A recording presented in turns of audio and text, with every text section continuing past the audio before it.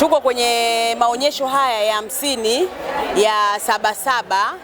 Jubilei mwaka huu 25-26, tukiwakilisha banda la manispaa ya Temeke, tukiwa kama watumishi ambao tumekuja pamoja na wajasiriamali wetu mnaowaona hapo pembeni, ambao wana bidhaa mbalimbali za kuweza kuonyesha mwaka huu.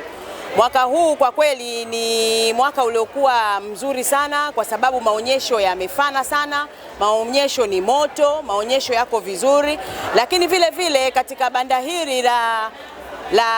Temeke manispaa lina idara mbalimbali ikiwepo CHF, afya, unaweza ukakata bima, unaweza ukakata kwa ajili ya afya yako, lakini pia kuna biashara, kuna ujenzi na kadhalika.